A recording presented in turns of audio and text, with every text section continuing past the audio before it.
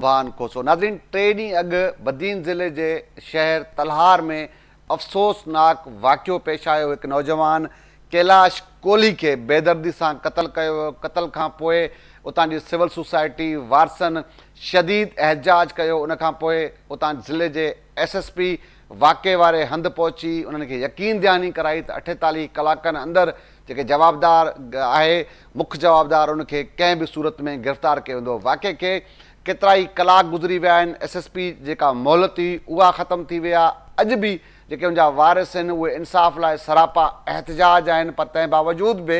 सॼे ज़िले जी जेका पुलिस आहे, जेको पुलिस सिस्टम आहे, उहो हिकु जेको जवाबदार आहे उनखे गिरफ़्तार न करे सघियो आहे। वारसनि जो इहो मुतालबो जाइज़ आहे त उनखे नाहक क़तल कयो वियो आहे। हिकिड़ो इंसान क़तल थियो आहे, उनजा वारिस एहतजाज कनि था, पर पुलिस उन जेको आहे जवाबदार खे गिरफ़्तार करण खां लाचार आहे। आख़िर मामिलो आहे छा? सियासी असर सूग आहे एॾो जवाबदार ताक़तवर आहे जो सॼी ज़िले जी जेका पुलिस आहे उहो हिकु जवाबदार खे गिरफ़्तार करण में नाकाम थी आहे। सॼो मामिलो आहे छा? इन सॼे मामले ते अॼु जे प्रोग्राम में ॻाल्हि ॿोल कबे असांखे वीडियो ते जॉइन कयो आहे रुस्तम कहरी साहिब आहिनि, असांजा रिपोर्टर आहिनि तलहार जा। उन सां गॾु डॉक्टर पुनू कोहली साहिब आहिनि, अॻवान आहिनि कोहली बिरादरी जा, उन्हनि सां गॾु टेलीफोन लाइन ते जॉइन कयो आहे। तव्हां ॿिन्ही महिमाननि जी महिरबानी। असांजी कोशिशि हूंदी त सोशल वर्कर आहे सोढी कोहली, उन सां बि ॻाल्हि ॿोल ते कई, उहा बि तमामु घणो मुतहरिक रही इन सॼे मामले में, एहतजाज में शरीक रही। रुस्तम साहिबु, तव्हां ॾे ईंदुसि, मूंखे इहो ॿुधाइजो त हीउ वाक़ियो कीअं पेश आयो, छा चवण आहे वारसनि जो, हिन वक़्त ताईं पुलिस जी कहिड़ी जेका कारकर्दगी रही? आख़िर जवाबदार हिकिड़ो जवाबदार पुलिस गिरफ़्तार न पई करे सघे? सुभान साईं, सभ खां पहिरीं त आउं तव्हांखे ॿुधायां त हीउ वाक़ियो जेको अफ़सोसनाक इहो पेश आयो आहे, इहो तलहार खां 15 किलोमीटर परे यूनियन काउंसिल आहे पीरुल अशारी, जंहिंजो ॻोठु आहे ॾाहू कोहली, जिथे हीउ अफ़सोसनाक वाक़ियो पेश आयो। जिथे ॿुधायो, जिथे जेको आहे हिकु मक़ामी ज़मीनदार सरफराज़ निज़ामणी, जंहिं ज़मीन ते कमु कंदड़ जेको पोरियत आहे कैलाश कोहली, उनखे जेको आहे सो सिधियूं गोलियूं हणी उनखे मौक़े ते ई क़तल करे उतां फरार थी वियो। वाक़े जे इतला ते जेका तलहार पुलिस आहे उहा हुते मौक़े ते पहुती हुई, जंहिं लाश खे खणाए वारसनि सां गॾु खणाए सभ खां पहिरीं हू इंडस अस्पताल बदीन खणाए विया, जिते जेको आहे नौजवान जे फौत थियण जी तस्दीक थी। जंहिंखां पोइ वारिस नौजवान जो लाश वापसि सिविल अस्पताल तलहार खणी आया, जिते नौजवान जो पोस्टमार्टम कयो वियो। जंहिंखां पोइ पोस्टमार्टम थियण बैदि वारिस जेको आहे लाश वापसि ॻोठु खणाए विया, जिथे उन्हनि इहो फ़ैसिलो कयो त सभ खां पहिरीं जेको जवाबदार आहे सरफराज़ निज़ामानी, उनखे गिरफ़्तार कयो वञे। उनखां बाद ई जेको आहे क़तल जो केस दाख़िल कयो वेंदो। पर जवाबदार सरफराज़ निज़ामानी उन टाइम ते त गिरफ़्तार न थियो। जंहिंखां पोइ वारसनि ॿिए ॾींहं ई पीरुल अशारी स्टॉप ते main Hyderabad Badin highway road ते उन मक़तूल नौजवान जो लाश रखी जेको आहे सो धरणो हणी उते उन रोड ते वेही रहिया। धरणो जेको आहे सो उहो मुसलसल 8 कलाक जारी रहियो ऐं धरणे में जेके तर्जू जेके आसपास जी जेके मुख़्तलिफ़ सियासी समाजी ऐं मज़हबी जेके तंज़ीमूं आहिनि, जंहिंमें STP, जस्कम, जमियत उलमा इस्लाम, जस्कम आरीसर, क़ौमी अवामी तहरीक जा अॻवान जेके आहिनि उन धरणे में इज़हार यकजहती तौर उते शरीक थिया। उन्हनि ना रुगो वाक़िए जी मज़म्मत कई, बल्कि उन्हनि खे इहो मुतालबो कयो त कातिल सरफराज़ निज़ामानी खे जेको आहे फौरन गिरफ़्तार करे उनखे केफ़िर किरदार ताईं पहुचायो वञे ऐं उनजी जेका मिल्कियत आहे उहा ज़ब्त करे जेको आहे सो उन मक़तूल जे पोहरनि, जंहिंमें उन्हनि जे ॿारनि ऐं उनजी बेवा खे जेको आहे सो ॾिनी वञे। जॾहिं त मां तव्हांखे हिते इहो ॿुधाईंदो हलां त धरणो जेको आहे उहो लगातार 8 कलाक जारी रहियो ऐं 8 कलाकनि बैदि हुते धरणे वारे हंधि SSP बदीन कमर रज़ा जस्कानी जेको आहे सो धरणे वारे हंधि पहुतो हो, जंहिं वारसनि खे इहा ख़ातिरी कराई हुई त तव्हां सभ खां पहिरीं क़तल जो केस दाख़िल करायो ऐं क़तल जो केस दाख़िल थियण बैदि असां 24 कलाकनि अंदरि जेको आहे सो जवाबदार खे गिरफ़्तार कंदासीं। अहिड़ी ख़ातिरी बैदि वारसनि जेको आहे सो उहो धरणो ख़तमु कयो ऐं फौरन ई तलहार थाणे ते पहुता, जिथे जेको आहे सो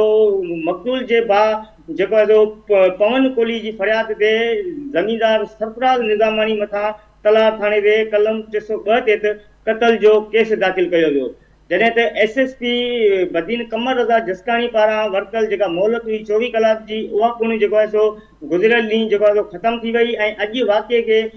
3 ॾींहं मुकमल थी विया आहिनि, पर अञा ताईं जवाबदार जेको आहे सो उहो गिरफ़्तार न थी सघियो आहे। ऐं रद्द अमल में अॼु ॿीहर जेको आहे सो वारस जेके आहिनि से उहो तलार थाणे ते पहुता ऐं जिथे उन्हनि जेको आहे सो SHO सां मुलाक़ात जी कोशिशि कई पर SHO उते तलार थाणे ते मौजूदु न हो। जेका पोइ उन्हनि जेको आहे सो तलार थाणे ॿाहिरां एहतजाजी मुज़ाहिरो कयो जिते जेको आहे मक़तूल जो भाउ हो केस जो फरियादी आहे पवन कोहली ऐं उन जा जेके रिश्तेदार हुआ राजू मकवाणो खेराज कोहली उन्हनि जेको आहे सो उते धाईंदे उन्हनि बि इहो चयो त वाक़ई के 3 ॾींहं गुज़री विया आहिनि ऐं मक़तूल जे घर में जेको आहे सो रोज़राड़ो मतल आहे ऐं SSP पारां असांखे इहा ख़ातिरी कराई वई हुई त 24 कलाक अंदरि जेको आहे सो जवाबदार गिरफ़्तार थींदो पर वाक़ई के अॼु 3 ॾींहं गुज़री विया आहिनि ऐं अञा ताईं जेको आहे सो जवाबदार जेको आहे सो उहो गिरफ़्तार न थी सघियो आहे ऐं उन्हनि बि इहो जेको आहे सो जेको चिता ॾिनो हुते त जेकॾहिं 24 कलाकनि अंदरि जेकॾहिं हाणे जवाबदार गिरफ़्तार न थियो त ॿी सूरत में असां बदीन DC चौक ते जेको आहे सो धरणो हणी मेन जेका कराची शहर आहे उहा बंदि कंदासीं। सुभाणे साईं सभ खां पहिरीं आऊं तव्हांखे इहो बि हिते जेको आहे सो हिन वाक़िए जे हवाले सां ॿुधाईंदो हलां कि जेको कोरियत आहे कैलाश कोहली इहो सभ खां पहिरीं उन ई जेको ज़मीनदार आहे सरफराज़ निज़ामाणी उन ई वटि जेको आहे सो हारको कंदो हो पर उते उन्हनि जी ॾेती लेती जे मसइले तां उन जेको आहे सो उनखे छॾे साम्हूं ई जेको आहे सो हिकु ॿियो ज़मीनदार आहे एजाज़ निज़ामाणी जंहिं वटि हू हारको कंदो हो जंहिं तां इन्हनि जो तसल बि ॿुधण में आयो आहे त हलंदड़ हो ऐं जेको आहे सो वाक़ई वारे ॾींहुं जेको मक़तूल आहे कैलाश कोहली उहो जेको आहे उन ज़मीन ते जुगी ठाहे रहियो हो त जेको जवाबदार आहे सरफराज़ निज़ामाणी उहो जेको आहे उते पहुतो हो ऐं जंहिं हुन कैलाश कोहली खे इहो जेको आहे जुगी ठाहिण खां मना कई हुई जिते हिननि जी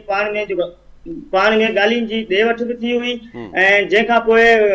वारसनि ॿुधायो त जवाबदार जेको आहे सो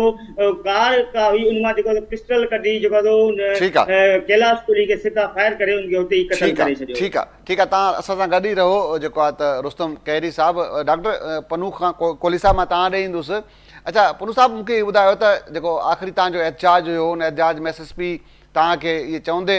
ॾिसी सघूं पिया असां जंहिंमें तव्हांखे चवे पियो त एहतजाज कंदड़नि खे त ही पुलिस के तव्हां FIR करायो पुलिस खे मोहलत ॾियो धरणो ख़तमु कयो पुलिस खे कमु करणु ॾियो उनखे बि केतिरा कलाक गुज़री विया आहिनि हाणे छा थी चए पुलिस आख़िर जवाबदार कोई एतिरो बाअसर आहे या पुलिस पाण संजीदा न आहे सॼे मामले में? SP साहब जीअं धरणे में असां सां ॻाल्हियूं थियूं ऐं हुन SP साहब जेको सो 24 कलाक जी असां खां मोहलत घुरी ऐं मोहलत में हुन चयो त आऊं जेको सो मुसलमानी ॻाल्हि थो कयां त 24 कलाक जे अंदरि तव्हांखे जेको सो कातिल सरफराज़ खे तव्हां आऊं गिरफ़्तार कंदुसि। ठीकु आहे। अच्छा उनखां पोइ वरी असां जेको सो हुनजे मक़तूल जे घरवारी ऐं 5 ॿार महसूम जेके हुआ उन्हनि वटि वठी वियासीं उन्हनि जे मथे ते हथु रखी करे SP साहब चयो त ही मुंहिंजी धीअरूं आहिनि ही मुंहिंजा पुट आहिनि ऐं वाइदो थो कयां त 24 कलाक जे अंदरि जवाबदार तव्हांजो गिरफ़्तार थींदो ऐं तव्हां जेको सो इहो रोड खोलियो ऐं धरणो ख़तमु कयो ऐं तव्हां FIR कटायो जो FIR हूंदी त असां खणी ऐं वरी ॿिए ज़िले में वेंदासीं ऐं जेकॾहिं असां वटि FIR ई न हूंदी सबूत ई न हूंदो त असां इन गिरफ़्तारी करण में असांखे थोरी झिझक थी अचे त उन ते असां जेको सो सभिनी बिरादरीअ जे माण्हुनि ऐं जेके पार्टियुनि जा दोस्त हुआ उन्हनि सभिनी इहो SP साहब जो मान रखंदे ऐं असां इहो धरणो आख़िर में ख़तमु कयोसीं ऐं वरी असां वञी FIR कराईसूं। हाणे 24 कलाक गुज़री विया आहिनि त 36 कलाक गुज़री विया आहिनि पर अञा ताईं जेको सो जवाबदार गिरफ़्तार न आहे थियो। जवाबदार गिरफ़्तार शायदि उन करे न आहे थियो जो हू हिकिड़ो ज़मीनदार माण्हू आहे भोतार माण्हू आहे ऐं भोतारनि जो साथारी आहे शायदि ऐं पुलिस ते तव्हांखे ख़बर आहे त हू पत सियासी माण्हुनि जे आर्डर सां हुकम सां ऐं उन्हनि सां उहे ई कमु कंदा आहिनि। असांखे हाणे SP साहब ते बि ख़दशा पिया ज़ाहिर थियनि त शायदि SP साहब बि उन्हनि माण्हुनि सां जा मिलियल आहिनि ऐं उन करे जेको सो हू पंहिंजे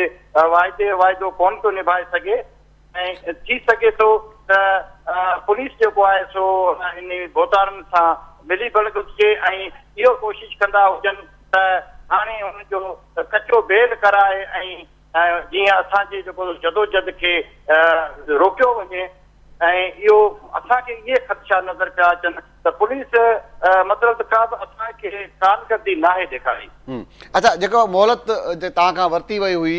डॉक्टर पुनू कोहली साहब, उन खां पोइ तव्हांजी पुलिस ऑफिसर सां SSP साहब सां ॻाल्हि ॿोल थी आहे त भैया तव्हां हिकिड़ी मोहलत वरिती, तव्हां वाइदो करे विया हुयो, त आख़िर हिन वक़्तु जवाबदार छो गिरफ़्तार न थिया आहिनि? हा साईं, असांजी टीम जेको हुई 5 टीम हुई, उहो SHO तलार रज़ा रियाज़ नालो आहे मुंहिंजे ख्याल में, उन वटि अॼु विया हुआ ऐं उते एहतियात बि कयो वियो हो। ऐं SHO साहब ॿुधायो त असां SHO न हो थाणे में, ऐं हुनजे हेड मास्टर ॿुधायो त इहो जेको SHO इन केस वेल आहे ऐं तव्हां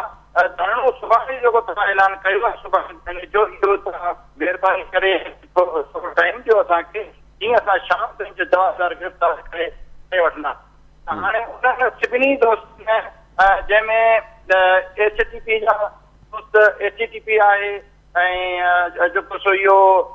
जेके असां सां गॾु तंज़ीमूं आहिनि, उहे तंज़ीमूं जमियत उलमा आहे ऐं सिंध तरक़ी पसंद पार्टी वारा आहिनि, शहरी इताद वारा आहिनि, नौजवान इताद आहे, ऐं असांजी बिरादरियुनि में जेके आहिनि लाचारी बिरादरी आहे, गॾु निज़ामानी बिरादरी बि असां सां गॾु आहे, चांडिया बिरादरी असां सां गॾु आहे, कोली बिरादरी आहे, भील बिरादरी आहे, लबारी बिरादरी आहे, ऐं इहे सभु जेके आहिनि तक़रीबन जेको सो असां खां इहा पुछी रहिया आहिनि त तव्हां धरणे जो ऐलान कयो ऐं पुलिस असांखे जेको सो रिस्पॉन्स कोन ॾींदी। हाणे असां जो अॼु राति में जेको सो असांजो प्रोग्राम रखियलु आहे, मतिलबु त असांजी हिकिड़ी तंज़ीम जी गठन कोठाई आहे, उहो अॼु राति जो लाइ अमल जोड़े ऐं सुबुह जो असां धरणे जो ऐलान कंदासीं। ठीकु आहे। अच्छा डॉक्टर साहब, मूंखे हीउ ॿुधाइजो त हीउ मामिलो, हीउ वाक़ियो छा चवण आहे वारसनि जो? छा जेको कातिल आहे मुबैना तौर ते, उन सां को तकरार हलंदड़ो को मामिलो हुयो? आख़िर छो उनखे ईअं नाह क़तल कयो वियो आहे? छा ॿुधाइनि था वारिस? हा साईं, पहिरियां कैलाश जेको सरफराज़ वटि हारी हूंदो हो 1 साल अॻु में, त हुन सरफराज़ वारनि को ज़मीन पाण में विरासत कई ऐं उहा ज़मीन अची वई सरफराज़ जी पुफी जे हिसे में, जेको कैलाश आबाद कंदो हो। त कैलाश जेको सो हुनजे पुफीअ जे हिसे वारे जेको संभालींदड़ हो, उन मां मुतलिक़ शायदि कोन हो, उन करे हुन जवाबु ॾेई छॾियो त आउं हाणे इहा ज़मीन कोन आबाद कंदुसि। पोइ उहो वरी वापसि आयो कातिल सरफराज़ जे चाचे वटि वञी जेको सो इन ज़मीन आबाद कई ऐं उन वटि आबाद कई। पोइ उते को भींडियूं पोखियलनि, भींडियूं रस्तो ऐं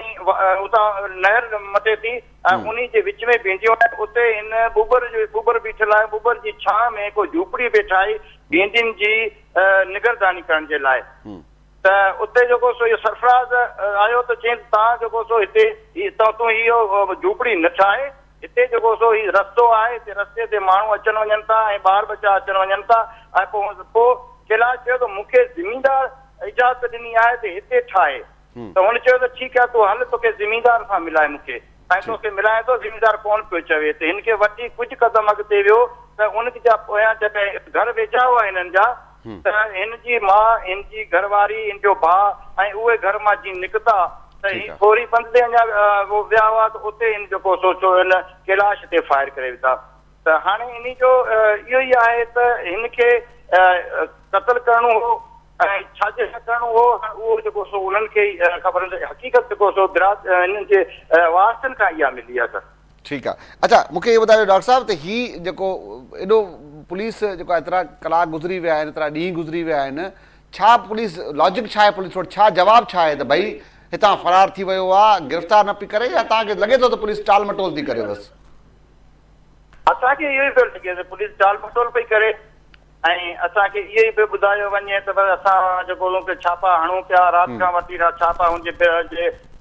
जीअं सोशल मीडिया ते पिया ॾिसूं, उन्हनि जे सहूलियतकारनि ते, उन्हनि जे दोस्तनि ते, उनजे घरनि ते छापा हणे पई पुलिस, पर पुलिस जो छापा हणंदे कंहिं बि कोन ॾेखारियो वियो आहे। इन जो मतिलबु त हुन जा जेके महांगा आहिनि असांखे शायदि जरगमाल पिया कनि त जीअं जीअं देरि थिए त असां जेको सो जवाबदार जे ज़मानत ॿाहिरियां कराए वठूं ऐं जेको सो इहे ग़रीब जेके ईअं रड़ियूं करे वेही रहंदा। ऐं असां अॻे ईअं थींदो आहे जीअं मादरी में पवन कुमार जो थियो, आशे जे छोकिरे जो, त उहो बि जेको सो वियो, पर आख़िर में जवाबदार गिरफ़्तार थियो। ठीकु आहे डॉक्टर साहब मूंखे आख़िर में सिर्फ़ु इहो ॿुधाइजो तव्हां चूंडियल जेको इलाइक़े जो नुमाइंदो आहे उन सां ॻाल्हि ॿोल थी आहे छा उहो सहकार कनि पिया या उहे बि ईअं ई लातालगी जो इज़हार जी पुलिस टाल मटोल पई करे असीं अॼु मीर अलाबेग साहब जो जेके फर्ज़ंद आहे मुंहिंजे ख़्याल में मीर इमरान खान नालो अथनि जी उहो तॾहिं ते आयो हो ऐं उन इहा ॻाल्हि यकीन दहानी इहा कराई आहे त असां जेको आहे सो भरपूर तव्हांजी हिमायत कंदासीं असां कोशिशि करे ऐं कातिल खे गिरफ़्तार कराईंदासीं पर हाणे इहे आहे जो उते इहे चवण जूं ॻाल्हियूं आहिनि केतिरे क़दुरु सहकार कनि था घणो करे कोली क़ौम खां इहे सहकार तमामु घटि कंदा आहिनि पर हाणे आऊं भायां थो त मन इन जो रहम पवे ही बेगुनाह तमामु बेदर्दी सां क़तल थियो आहे ऐं असांजे इलाइक़े जे नुमाइंदनि खे इहो रहम पवे ऐं जेके तंज़ीमूं आहिनि उहो तमामु जेको असां सुठो सहकार पियूं कनि ऐं बाक़ी नुमाइंदनि जेको असां सां इहा ॻाल्हियूं इहा हिकिड़ो इमरान खान ई कई आहे जेको मीर अलाबेग जो पुटु आहे वधीक कंहिंसां ॻाल्हि कोन थी आहे ठीकु आहे वॾी महिरबानी डॉक्टर पुनू कोहली साहब तव्हां पंहिंजो क़ीमती वक़्तु नाज़रीन तव्हां डॉक्टर पुनू कोहली जी ॻाल्हि ॿोल ॿुधी असांजी कोशिशि हूंदी त जेका सोशल वर्कर आहिनि सोडी कोहली उन्हनि सां बि ॻाल्हि ॿोल थिए वक़्तु थियो आहे मुख़्तसिर ब्रेक खां पोइ हितां ई जेको प्रोग्राम जे सिलसिले खे ॻंढींदासीं इशूज़ में हिकु भेरो ॿीहर भली कार ब्रेक खां पहिरियां पाण ज़िक्र कयूं पिया 3 ॾींहं अॻु तलहार में जेको अफ़सोसनाक वाक़ियो पेश आयो कैलाश कोहली खे बेदर्दी सां क़तल कयो उन वाक़े खे केतिरा ई ॾींहं गुज़री विया आहिनि पुलिस जा जेके वाइदा आहिनि उहे वफ़ा न पिया थियनि आख़िर पुलिस छो जेको कातिल आहे मुख उनखे गिरफ़्तार न पई करे सॼो मामिलो आहे छा हिन ते पाण डॉक्टर पुनू सां बि ॻाल्हि ॿोल थी असांजो जेको रिपोर्टर आहे रुस्तम कहरी साहब उनजी बि ॻाल्हि ॿोल ॿुधी हाणे कोशिशि कबी त असां सां टेलीफोन लाइन ते मौजूदु आहिनि जेको आहे मैडम सोडी कोहली साहिबा आहिनि इहे सोशल वर्कर आहिनि इन केस खे उन्हनि तमामु वेझड़े खां ॾिठो आहे वॾी महिरबानी मैडम तव्हां पंहिंजो क़ीमती वक़्तु ॾिनो आहे मूंखे इहो ॿुधाइजो त हीउ जेको क़तल थियो आहे तव्हां एहतजाज बि कयो पुलिस वाइदो करे वई आख़िर छा सम्झो था छो जेको आहे त पुलिस जेको कातिल आहे उनखे गिरफ़्तार न पई करे अस्सलाम वालेकुम भाउ मुंहिंजो नालो सोडी कोहली आहे ऐं हीउ जेको तव्हांखे ख़बर आहे क़तल थियो आहे कैलाश कोहली जो जंहिंखे माना वीचारे खे अॼु माना चोथों ॾींहुं लॻे पियो थिए पियो जी त असांखां पुलिस एसपी साहब इहो वाइदो कयो आहे त तव्हांजो माण्हू असां जल्द में जल्द असां पकड़ींदासीं हुन खां बावजूदि उन्हनि माना पंहिंजे संदसि जवाबदार जेको आहे उनजे पीउ खे गिरफ़्तार कयो आहे त हुन सां असांजो को बि तालुक़ु कोन्हे असांजो जेको कातिल आहे माना कैलाश कोहली जो असां चाहियूं था त उहो गिरफ़्तार थिए जीअं करे कैलाश कोहली जा नंढड़ा नंढड़ा मासूम बचड़ा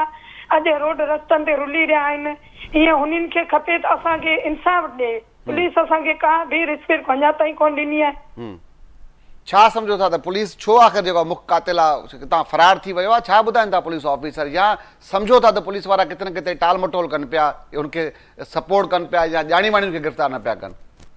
असांखे त लॻे थो त ईअं ई मसइलो लॻे थो न त करे हाणे कातिल किथे लिकंदो कातिल जॾहिं उहो माना कंहिं माण्हू खे इंसान खे कटण में माना उहो इंसान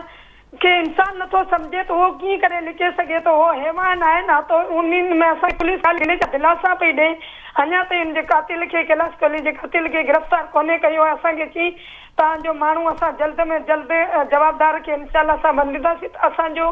सुभाणे रायो आहे त असां सुभाणे इनशाला पीर चौक ते डीसी चौक ते हिते असां रोड विला करे ऐं पंहिंजो इंसाफ़ वठंदासीं अच्छा मूंखे इहो ॿुधायो मैडम त हीउ जेको वाक़ियो थियो आहे ज़ाहिर ॻाल्हि आहे जेको कैलाश कोहली आहे हुनजी घरवारी सां तव्हांजी ॻाल्हि ॿोल बि थी आहे छा ॿुधाए थी हुनजी घरवारी त वाक़ियो कीअं पेश आयो आख़िर छा को इन सां का रंजिश हुई जेको कातिल आहे मामिलो छा आहे आख़िर सॼो का बि न दुश्मनी हुई का बि कोन हुयो इहो ई ॿुधो आहे नशे में धुतो ऐं हुन माना यकदमि हुन ते फायर करे हुनखे वीचारे खे गोली हणे मारे छॾियो मूं संदसि घरवारी सां मुंहिंजो इहो ॻाल्हि ॿोल थी घरवारी ॿुधाए थी त का बि मुंहिंजे घरवारी जो ॾोह न आयो ऐं अॼु मुंहिंजा नंढड़ा नंढड़ा मासूम बचा अॼु कंहिंजे सहारे छॾे ऐं हुन एतिरो सोचे आहे त माना कातिल एतिरो सोचे आहे त नंढड़ा मासूम बचा आहिनि ऐं घर वारा आहिनि सभु आहिनि बचा आहिनि माउ पीउ आहे उन्हनि जा हाल सफ़ा सूरत हाल उन्हनि जी सफ़ा माना सीरस आहे अच्छा ही मूंखे हीउ ॿुधाइजो त हाणे जेके हुनजा मासूम ॿार केतिरा आहिनि ऐं उनजो संभालण वारो केरु आहे पोयां केरी कोन्हे हाणे उन्हनि खे संभालण वारो केरु आहे 5 ॿार आहिनि नंढड़ा मासूम ॿुधो आहे 5 ॿार आहिनि ऐं उहो वीचारा सफ़ा माना दर बदर जी ज़िंदगी गुज़ारे रहिया आहिनि ठीकु आहे अच्छा हाणे छा हिकमत अमली आहे तव्हांजी एहतजाज थियो हुन ॾींहुं पुलिस मोहलत वरिती उहो मोहलत ते पुलिस जेको वाइदो कयो उहो वफ़ा न थियो आहे हाणे कहिड़ी हिकमत अमली आहे एहतजाज जारी रहंदो छा हिकमत अमली आहे तव्हांजी असांजो इहो ई माना मुताबिलो आहे त असांजो जेसि ताईं कैलाश कोहली जो कातिल न पकड़ियो वेंदो तेसि ताईं असांजो हर रोज़ जो ऐं सॼो ॾींहुं जो हर वक़्तु असांजो धरणो लॻंदो पियो ऐं असां एहतियात कंदा रहंदासीं तेसि ताईं असांजो माना असांखे इंसाफ़ न मिलंदो। असांजो रायो इहो आहे त असां चाहियूं त हर नगर पार्कर में उते बि रोड बंदि कंदासीं ऐं हिते कराची रोड बि बंदि कंदासीं ऐं पीरू लाशारी बंदि कंदासीं। जिथे बि असां किथे बि असांजा धरना काफ़ी लॻी वेंदा इंशाअल्लाह। ठीकु आहे, वॾी महिरबानी मैडम सोडी कोहली साहिबा, तव्हां पंहिंजो कीमती वक़्तु ॾिनो। अच्छा, मां तव्हां ॾींदुसि दोस्तो, मूंखे हीउ ॿुधायो त हीउ जेको वाक़ियो आहे, पुलिस वाइदो कयो आहे, 3 ॾींहं गुज़री विया आहिनि, हिकिड़ो जवाबदार आहे उहो पुलिस खां लभे नथो, पुलिस उनखे गिरफ़्तार न पई करे, हिन केस में सुस्ती आहे या मजमूई तौर ते बदीन जी पुलिस ईअं सुस्ती सां सॼा मामला हलाए पई? इन में जेका सुस्ती नज़र पई अचे उहा सिधी सही पुलिस जी सुस्ती नज़र पई अचे, छो त ही वारसन बि असांखे ॿुधायो ऐं जेके आस पास में चोॿो बि इहे हलंदड़ हुआ त जेको जवाबदार आहे सरफराज़ निज़ामानी उहो वाक़िए खां पोइ 2 रातूं जेको आहे इन ई ज़िले में मौजूदु हो, पर पुलिस खेसि उनखे गिरफ़्तार न करे सघी। जॾहिं त SSP बदीन कमर रज़ा जिस्कानी धरणे में अची उन इहो जेको आहे 24 कलाक जी मोहलत घुरी हुई त 24 कलाकनि अंदरि जवाबदार गिरफ़्तार थींदो, पर उन मोहलत त गुज़िरियल ॾींहुं ख़तम थी वई। अॼु वाक़िए खे 3 ॾींहं मुकमल थी विया आहिनि, पर पुलिस जी अञा ताईं का बि अहिड़ी हिकमत अमली या अहिड़ी कार्रवाई अञा ताईं नज़र कोन आई आहे।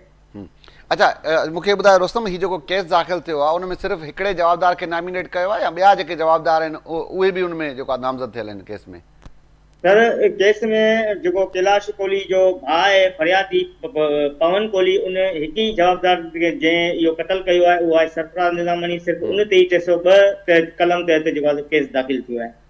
ठीकु आहे। अच्छा, मूंखे रुस्तम बि ॿुधायो, तव्हांजी इन सिलसिले में जॾहिं ही मोहलत हुई, पुलिस मोहलत वरिती, उनखां पोइ टाइम ख़तमु थियो, तव्हांजी पुलिस ऑफिसर सां ॻाल्हि ॿोल थी आहे त भई आख़िर तव्हां मोहलत वठी वियो, हिकिड़ो जेको जवाबदार आहे उहो सॼे ज़िले जी पुलिस खां ॾाढो आहे, पुलिस उनखे ॻोल्हे नथी सघे, छा चवणु आहे पुलिस ऑफिसरनि जो त कहिड़ी दुश्वारी आहे, सबब छा आहिनि मुंहिंजे गिरफ़्तार न थियण जा?